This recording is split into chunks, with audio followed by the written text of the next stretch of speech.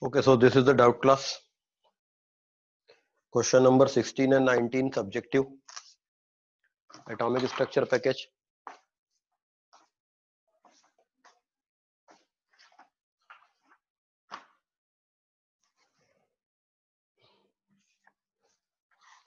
Subjective question number 16 and 19.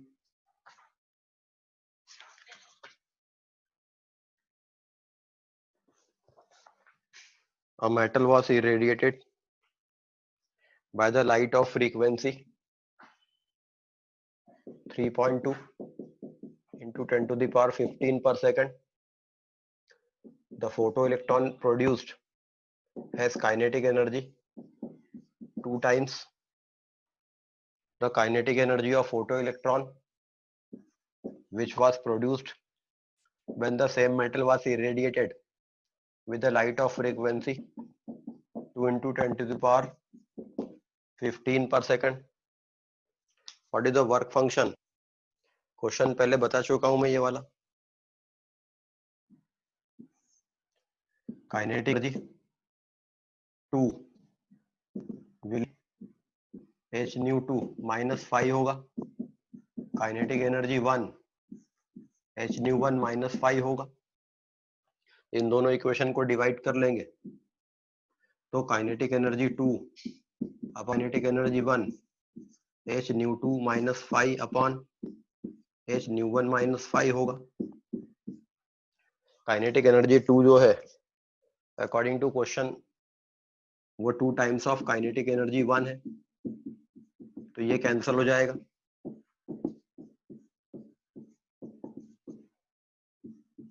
तो 2 times of h new 2 minus 5 upon h new 1 minus 5 इसको solve करके 5 की value निकाल लेंगे.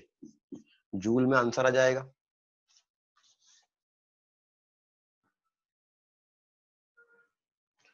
बाकी के क्वेश्चन जो है उनके सब सॉल्यूशन दिए हुए हैं.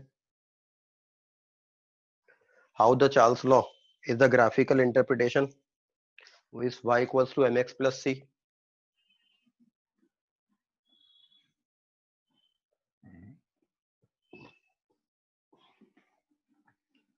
अगर आपके पास में एक मैथमेटिकल इक्वेशन है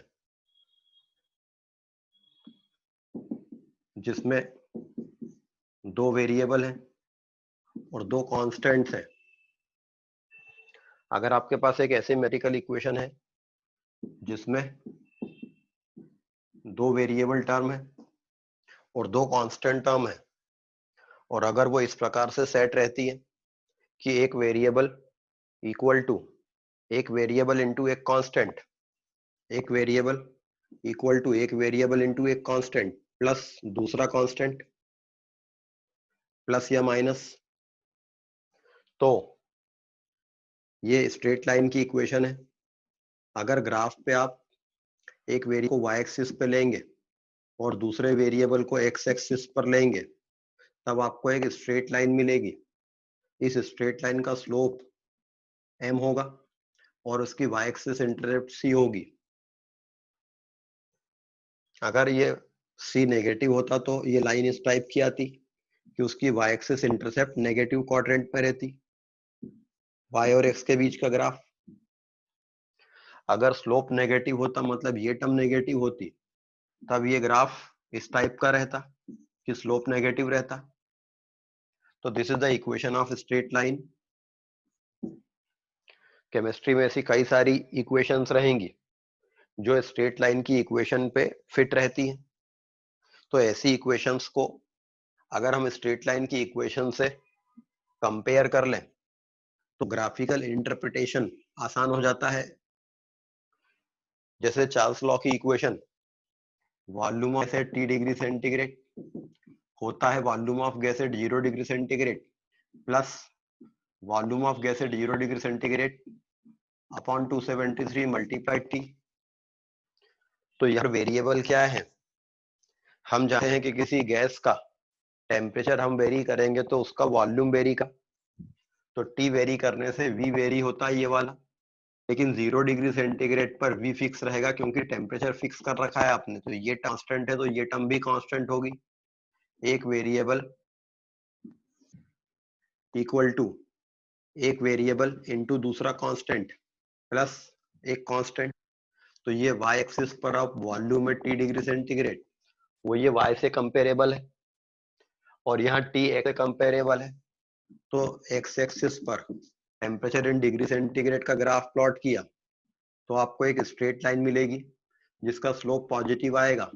V0/273 will be the slope, क्योंकि वो एन कंपेरेबल टर्म हो गई, और इसकी वाई एक्सिस एक्सेप्ट ये सी के कंपेरेबल है, तो volume of gas at 0 degree centigrade इतना रहेगा। ये ग्राफ नेगेटिव क्वाड्रेंट में भी जा सकता है because this T can have positive values as well as negative values, तो ये प्लस की जगह माइनस भी हो सकता है, इसलिए ये ग्राफ नेगेटिव क्वाड्रेंट में भी जा सकता है इस टाइप से। तो चार्ल्स लॉ की इक्वेशन स्टेट की इक्वेशन से कंपेरेबल इक्वेशन थी। Next Prajapati, you are new to the class, so what is the topic for test? Test का टॉपिक एटॉमिक स्ट्रक्चर चैप्टर रहेगा। What is the force between the infinite distance of electron from the nucleus? अगर electron nucleus से infinite distance पर है तो इस nucleus के कारण इस पर कोई फोर्स नहीं लगेगा, बिकॉज ऑफ दिस न्यूक्लियस इस इलेक्ट्रॉन पर जीरो फोर्स है, तो इसकी पोटेंशियल एनर्जी जीरो होगी और ये इलेक्ट्रॉन मूव नहीं करेगा, इसकी काइनेटिक एनर्जी जीरो होगी, तो उसकी टोटल एनर्जी भी जीरो होगी।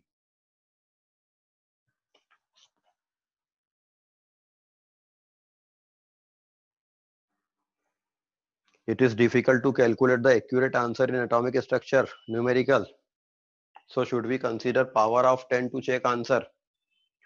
अगर आपका आंसर 2-3 सिग्निफिकेंट फिगर्स तक मैच कर रहे, बाकी के सिग्निफिकेंट फिगर्स आगे के मैच नहीं कर रहे हैं, तो ये चल जाएगा। कैलकुलेशंस करने में प्रॉपर मैचिंग होगी ऐसा जरूरी नहीं रहता है, बहुत ज्यादा अंतर नहीं आना चाहिए लेकिन।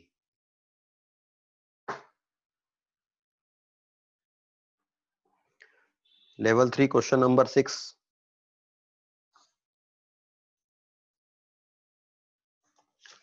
लेवल 3 क्वेश्चन नंबर 6,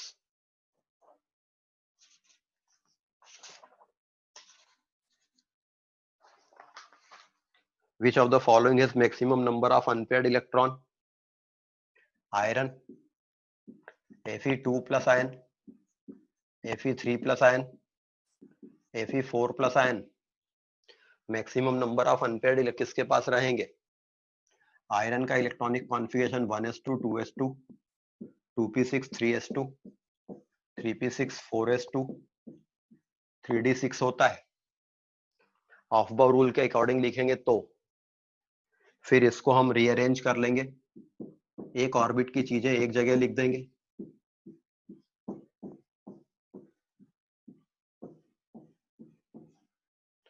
तो ये आयरन का इलेक्ट्रॉनिक कॉन्फ़िगरेशन है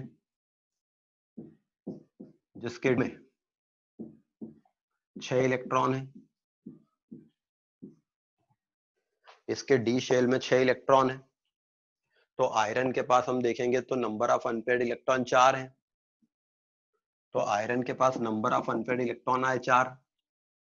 अब Fe2 प्लस आयन की बात है तो ये दोनों इलेक्ट्रॉन हम निकाल देंगे, तो भी उसके पास नंबर ऑफ अनपेयर्ड इलेक्ट्रॉन आएंगे 4।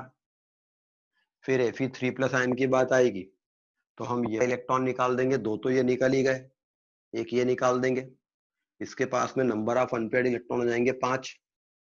फिर Fe4 प्लस आयन में Fe3 प्लस में कंडीशन ये हो गई थी, एक इलेक्ट्रॉन ये निकाल देंगे, तो उसके पास फिर नंबर ऑफ अनपेयर्ड इलेक्ट्रॉन हो गए 4। तो maximum number of unpaired electron Fe3 plus ion के पास में है। Next, kilovolt is same as kilojoule. Kilovolt और किलो जूल सेम नहीं होंगे। वोल्टेज जो है, वोल्ट जो है ये पोटेंशियल डिफरेंस की यूनिट है, वोल्ट पोटेंशियल डिफरेंस की यूनिट है। अगर आपने एक चार्ज पार्टिकल को किसी पोटेंशियल डिफरेंस में रखा है, क्यू चार्ज है इसके पास, तो वोल्ट पोटेंशियल डिफरेंस की यूनिट है, जबकि जूल एनर्जी की यूनिट है। तो किलो वोल्ट और किलो जूल एक ही नहीं होंगे, लेकिन अगर आप चार्ज को मल्टीप्लाई कर देंगे वोल्टेज से तो ये एनर्जी की यूनिट बन जाती है। तो charge multiplied by voltage is the energy unit, ये इलेक्ट्रॉन वोल्ट कहलाता है और ये एनर्जी की यूनिट है electron volt. Charge multiplied by voltage, 1 electron volt energy 1.6 into 10⁻⁻19 joule के बराबर होती है।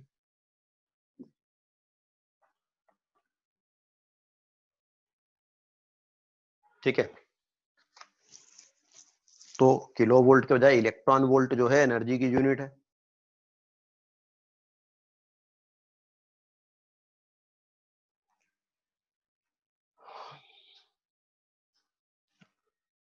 How Bohr theory does not agree with Heisenberg's uncertainty principle. Simple सी चीज आप लोग क्यों नहीं समझ आते हो। हाइजेनबर्ग अनसर्टेनिटी प्रिंसिपल ये कहता है कि आप कोई माइक्रोस्कोपिक पार्टिकल यदि है तो उसकी पोजीशन और मोमेंटम एक साथ नहीं पता कर सकते। इसको आप समझ लो, रट लो कि आप पोजीशन और मोमेंटम एक साथ पता नहीं कर सकते किसी माइक्रोस्कोपिक पार्टिकल का। और बोहर में इलेक्ट्रॉन ऑर्बिट में घूम रहा है, मतलब आपको उसकी पोजीशन पता है और हमने वेलोसिटी कैलकुलेट करने का फार्मूला डिराइव कर रखा है। इलेक्ट्रॉन की वेलोसिटी कैलकुलेट करने का फार्मूला हमको पता है और हम मास ऑफ इलेक्ट्रॉन जानते ही हैं, तो इसका मोमेंटम मास इनटू वेलोसिटी भी हमको पता है। मतलब बोहर थ्योरी में हम इलेक्ट्रॉन का मोमेंटम और पोजीशन प्रिसाइजली जानते हैं। हाइजेनबर्ग कहता है कि नहीं जान सकते। तो दोनों में से कोई एक सही है और एक गलत है।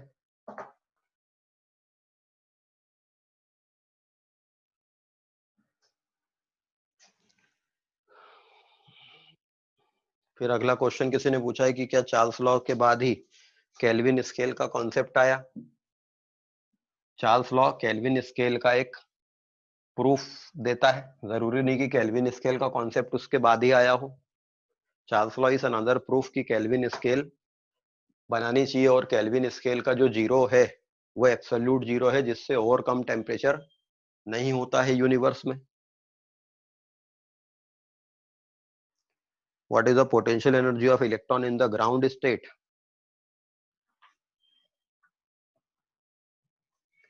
Potential energy of electron ground state में क्या रहेगी। इलेक्ट्रॉन की जो टोटल एनर्जी रहती है ये -12 के जेड स्क्वायर अपॉन आर होती है किसी ऑर्बिट में। उसी ऑर्बिट में उसकी काइनेटिक एनर्जी +12 के जेड स्क्वायर अपॉन आर होती है और उसी ऑर्बिट में उसकी पोटेंशियल एनर्जी -के जेड स्क्वायर अपॉन आर होती है। मतलब आप देखो तो पोटेंशियल एनर्जी जो रहती है ये 2 टाइम्स ऑफ टोटल एनर्जी रहती है। Potential energy Z square upon R है, टोटल एनर्जी ½ के जेड स्क्वायर अपॉन आर है। हाइड्रोजन एटम के फर्स्ट ऑर्बिट में इलेक्ट्रॉन की टोटल एनर्जी -13.6 इलेक्ट्रॉन वोल्ट होती है, तो वहां उसकी पोटेंशियल एनर्जी -27.2 इलेक्ट्रॉन वोल्ट होगी, डबल मैग्नीट्यूड में।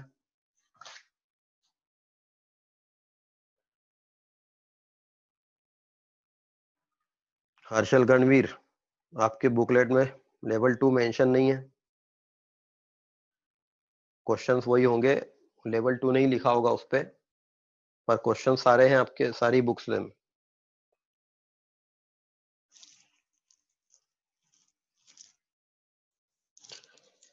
सुनीता चतुर्वेदी, इन page number 12 solution A the configuration of vanadium P6 के बाद 3D1 लिखा है। वो वेनेडियम नहीं, वेनेडियम का कोई आयन होगा। Page number 12।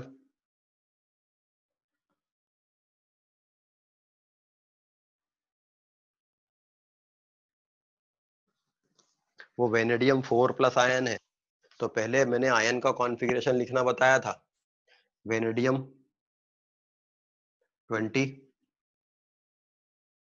3। इसका इलेक्ट्रॉनिक कॉन्फ़िगरेशन और इसके बाद वेनेडियम 4+ आयन का कॉन्फ़िगरेशन लिखना है।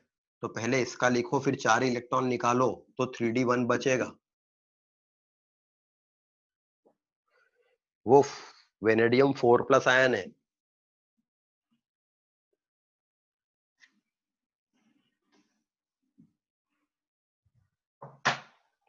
Vanadium atomic number 23, electronic configuration 1s2 2s2 2p6 3s2 3p6 4s2 3d3। ये वेनेडियम एटम का इलेक्ट्रॉनिक कॉन्फ़िगरेशन है। मैंने कहा था कि अगर किसी कैटायन का इलेक्ट्रॉनिक कॉन्फ़िगरेशन लिखना हो तब आपको पहले न्यूट्रल एटम का इलेक्ट्रॉनिक कॉन्फ़िगरेशन लिखना चाहिए। ये वेनेडियम एटम का इलेक्ट्रॉनिक कॉन्फ़िगरेशन है। अब इसमें से 4 इलेक्ट्रॉन निकाल लो ताकि वेनेडियम 4+ का कॉन्फ़िगरेशन बन जाए। तो एक ये निकाला, 2 ये निकाला, 3 और ये 4, तो क्या बचा? डी में 1 बचा ना, एस में तो बचेगा। आप क्या कर रहे हो? वेनेडियम एटॉमिक नंबर 23, 4 इलेक्ट्रॉन निकाल लिए, बचे 19। इस 19 के लिए लिख रहे हो 1s2 2s2 2p6 3s2 3p6, यहाँ तक 18 हो गए, 4s1, तो ये गलत है।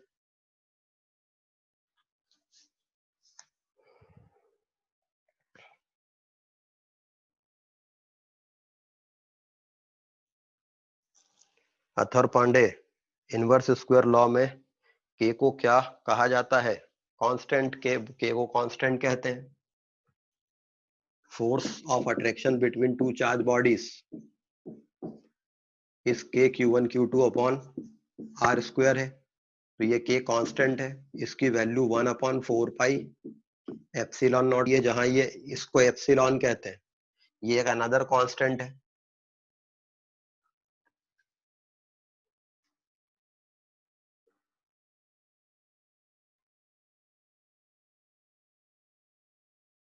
सुनीता चतुर्वेदी, आपने एक ही क्वेश्चन को 5 बार लिख दिया है। एक क्वेश्चन एक ही बार लिखिए, बार बार एक मत लिखिए कि the element with atomic number 50 is a member of which block?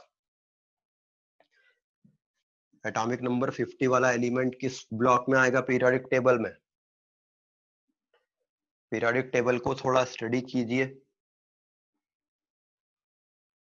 Periodic table को अगर आप थोड़ा स्टडी करेंगे तो आप देखेंगे कि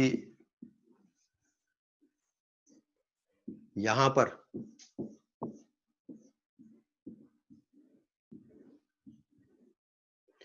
पर वो सारे एलिमेंट आते हैं जिनके पास में आखिरी इलेक्ट्रॉन s में जाता है और इनका कॉन्फ़िगरेशन s1 रहता है, इनका कॉन्फ़िगरेशन s2 रहता है, इनका कॉन्फ़िगरेशन np1 रहता है, इनका np2 रहता है, इनका np3 रहता है, इनका np4 रहता है, इनका np5 रहता है और इनका np6 रहता है।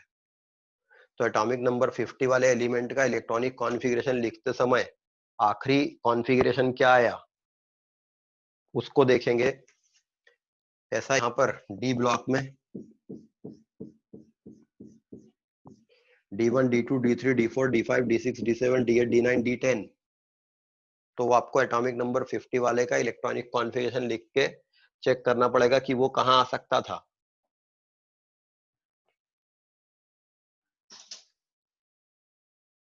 Level 3 question number 16।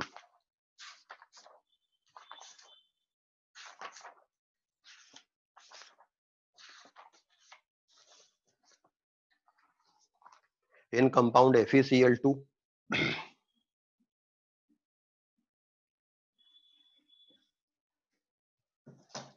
in compound FeCl2 the orbital angular momentum of last electron of its cation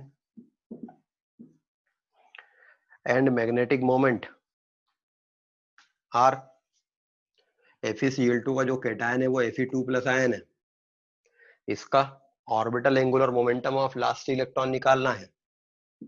Fe2+ ion का electronic configuration 1s2 2s2 2p6 3s2 3p6 4s2 3d6 और ये 2 इलेक्ट्रॉन चले गए होंगे। तो Fe2+ आयन का जो लास्ट इलेक्ट्रॉन है वो डी सब शेल में है। तो डी सब शेल के लिए ऑर्बिटल एंगुलर मोमेंटम जो रहता है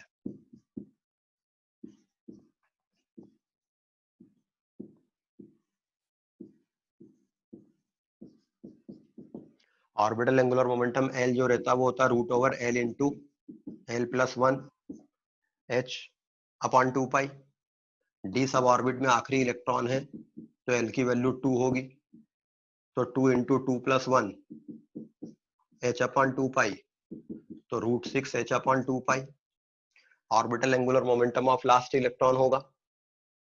और इसका मैग्नेटिक मोमेंट भी पूछा है।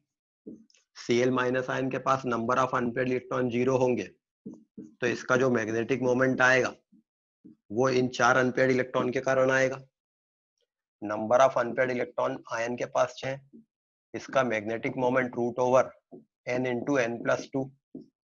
बोहर मैग्नेटॉन होता है तो मैग्नेटिक मोमेंट निकालेंगे 4 इंटू 4+2 बोर मैग्नेटॉन, तो magnetic moment √24 Bohr magneton.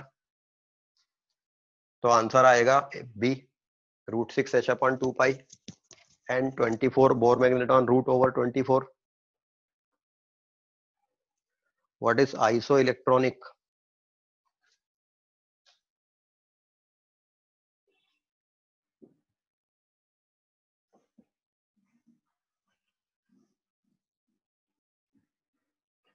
Iso का मतलब होता है सेम, इलेक्ट्रॉनिक का मतलब होता है इलेक्ट्रॉन। तो ऐसी केमिकल स्पीशीज जिनके पास में नंबर ऑफ इलेक्ट्रॉन सेम रहते हैं they are called isoelectronic. Sodium 1+ ion will have 10 electrons क्योंकि सोडियम के पास 11 थे, एक चला गया। Magnesium 2+ ion will have 10 electron, magnesium के पास 12 हो, एक चला गया। नियॉन नोबल गैस, इसके पास 10 इलेक्ट्रॉन होते हैं। फ्लोराइड आयन, फ्लोरीन के पास 9 इलेक्ट्रॉन होते हैं, एक एक्स्ट्रा आ गया। तो ये सब आइसो इलेक्ट्रॉनिक स्पीशीज है, इनके पास में नंबर ऑफ इलेक्ट्रॉन सबके पास इक्वल है। हालांकि इसके न्यूक्लियस में 12 प्रोटॉन है, इसके न्यूक्लियस में 11 प्रोटॉन है, इसके न्यूक्लियस में 10 प्रोटॉन है, इसके न्यूक्लियस में 9 प्रोटॉन है। आइसो इलेक्ट्रॉनिक स्पीशीज के आसपास इलेक्ट्रॉन इक्वल रहते हैं, न्यूक्लियस में प्रोटॉन अलग रहते हैं। ज्यादा प्रोटॉन जहां होंगे वो इलेक्ट्रॉन को ज्यादा तेज खींचेंगे अपनी तरफ, तो साइज में सबसे छोटा ये रहेगा। मतलब for the iso electronic species atomic size is inversely related to their atomic number। जिसके पास प्रोटॉन ज्यादा रहेंगे उसका अंदर की तरफ पुल ज्यादा रहेगा इलेक्ट्रॉन को, और इलेक्ट्रॉन ज्यादा पास रहेंगे न्यूक्लियस के, तो इसका साइज सबसे छोटा रहेगा, इसका साइज सबसे बड़ा रहेगा। अथर पांडे, केल्विन स्केल में नेगेटिव वैल्यू कहां तक होती है? क्या पढ़ रहे हो यार क्लास में? केल्विन स्केल में नेगेटिव वैल्यू कहां तक होती है ये पूछ रहे हो?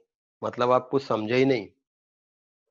यूनिवर्स का जो मिनिमम टेम्परेचर है उसको 0 केल्विन कहते हैं, जिससे और कम टेम्परेचर और नहीं होता है। और 0 से और कम क्या चीज होती है? नेगेटिव नहीं होता ना, नेगेटिव टेम्परेचर।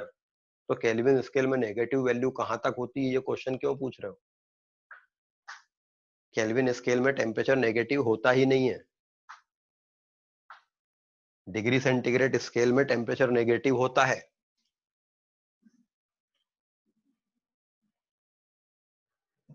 यह आपकी डिग्री सेंटीग्रेड स्केल है, 0 degree centigrade, 1 2 3 4 5 up to infinity, जहां तक जाना हो। फिर इधर माइनस साइड गए तो डिग्री सेंटीग्रेड में ये -273 डिग्री सेंटीग्रेड तक पहुंचे। इसके बाद टेम्परेचर और कम नहीं होता है, तो इसको हमने 0 कह दिया, और यहां से एक नई स्केल ऑफ टेम्परेचर चालू कर दी। तो इस टेम्परेचर स्केल पे 0 ही मिनिमम रहेगा, उससे कम होता ही नहीं temperature. This is kelvin scale.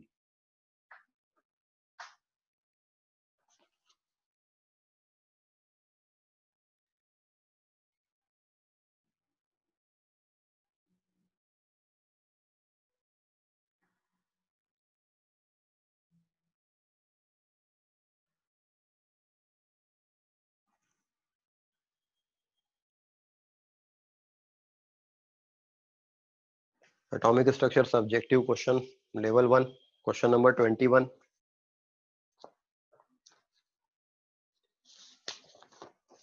Calculate the energy of electron which is moving in an orbit that has its radius 16 times the radius of 4 orbit. एक ऑर्बिट है, उसका radius 16 times of radius of first orbit है, तो वो nth orbit है, उस orbit की energy पता करना है।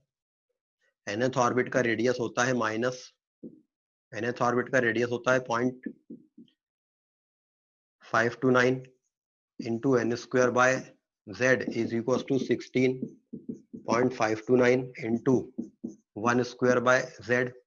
हाइड्रोजन एटम है Z1 है, ये दोनों कैंसिल हो जाएंगे, n स्क्वायर इक्वल टू 16 तो n इक्वल टू 4 आएगा, मतलब वो फोर्थ ऑर्बिट है। Energy of electron in fourth orbit will be minus 13.6 into z square upon n square, electron volt होती है, माइनस 13.6 इंटू हाइड्रोजन है तो Z1 लेंगे, फोर्थ ऑर्बिट है तो इसको 4 स्क्वायर ले लेंगे, दिस वन।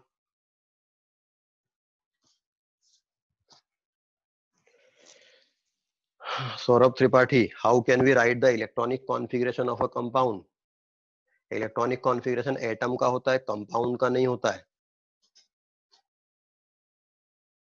और इलेक्ट्रॉनिक कॉन्फ़िगरेशन कैसे लिखना है, इसके लिए आपको मैंने क्लास में लिखना बताया था, वो पूरा लेक्चर रिपीट नहीं किया जा सकता।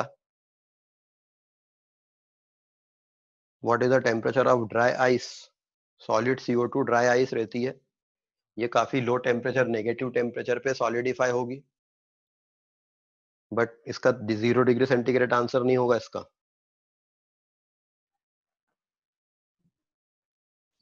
सर 1 डिग्री सेल्सियस 273 केल्विन के इक्वल होता, तो सर -2 डिग्री सेल्सियस सर मतलब माइनस में चले जाएगी केल्विन की वैल्यू, मतलब जितनी नहीं जानी चाहिए उससे भी ज्यादा अगर सॉल्व करें। अजीब सी बात कर रहे हो। 1 डिग्री सेंटीग्रेड जो रहता है टेम्परेचर इन केल्विन स्केल होता है temperature in degree centigrade plus 273, तो 1 degree centigrade is equal to 1 plus 273, 274 Kelvin होता है। अब इसमें क्या करना है,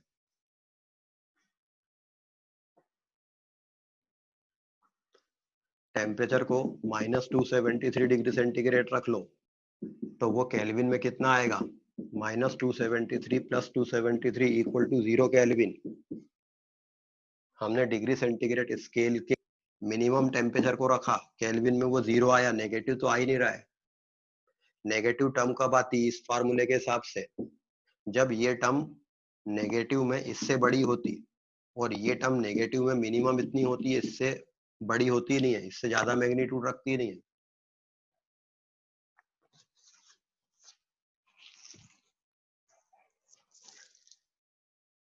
तो चलिए नेक्स्ट क्लास में बाकी का करेंगे।